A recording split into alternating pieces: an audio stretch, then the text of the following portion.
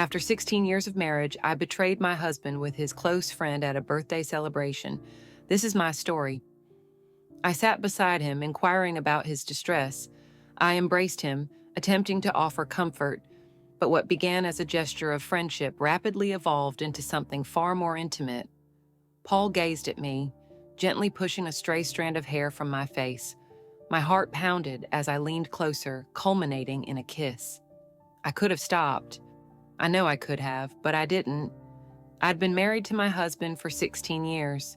We have 3 children and a life many would envy, a beautiful home, a shared vehicle, and sufficient financial stability. Yet, despite this outwardly idyllic existence, I harbored a persistent sense of something missing. 10 years prior, I left my employment to become a stay-at-home mother. My husband's income was sufficient, and it felt like the correct decision at the time. Life settled into a predictable routine: school drop-offs, dinners, and occasional social gatherings. My husband was supportive, never objecting to my outings, sometimes even joining us. These moments were enjoyable, lighthearted, and made me feel fortunate. Among my friends was Paul, a close confidant for over 2 decades. Even before I met my husband, Paul was like family, a constant presence in my life. However, one night, everything irrevocably altered. It was at a friend's birthday party. My husband stayed home, too fatigued to attend. Paul and I went together, and the evening was filled with laughter, music, and the vibrant energy characteristic of a crowded party. Everything was perfect until it wasn't. Later that evening, while heading upstairs to the restroom, I overheard someone crying. Opening the door, I discovered Paul sitting on the bed, his face buried in his hands, appearing utterly distraught. I sat beside him and asked what troubled him. He confided in me about his struggles, things he'd never previously shared.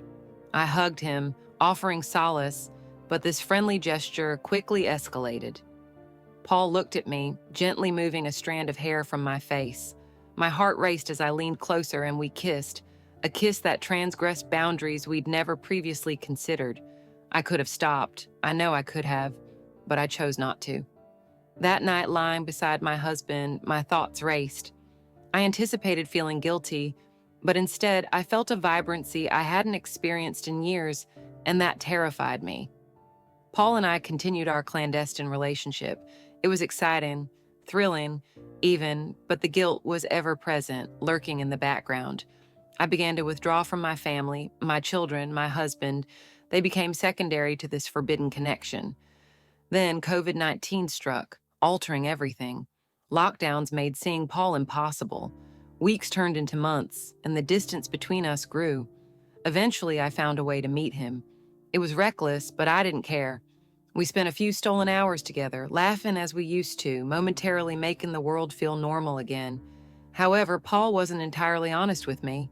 5 days before our meeting, he had tested positive for COVID-19, a fact he didn't disclose. I only learned of it after his passing. A mutual friend delivered the devastating news. The news hit me like a ton of bricks. Days later, I fell ill and tested positive myself. My heart sank, not only for myself, but for my family. My husband and I decided to send our children to his parents' house in the countryside, the safest option. I remained home, quarantined and miserable. My husband, despite the risks, cared for me.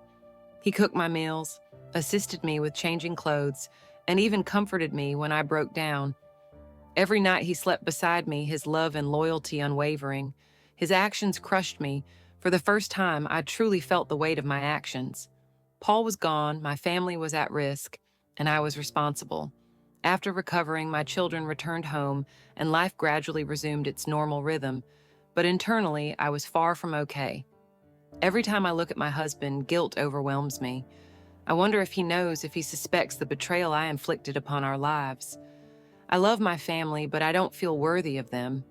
My husband's kindness and selflessness have revealed the true meaning of love, leaving me with an unanswerable question. If our roles were reversed, would he have acted similarly? This story is true and illustrates life's complexities. If it resonated with you,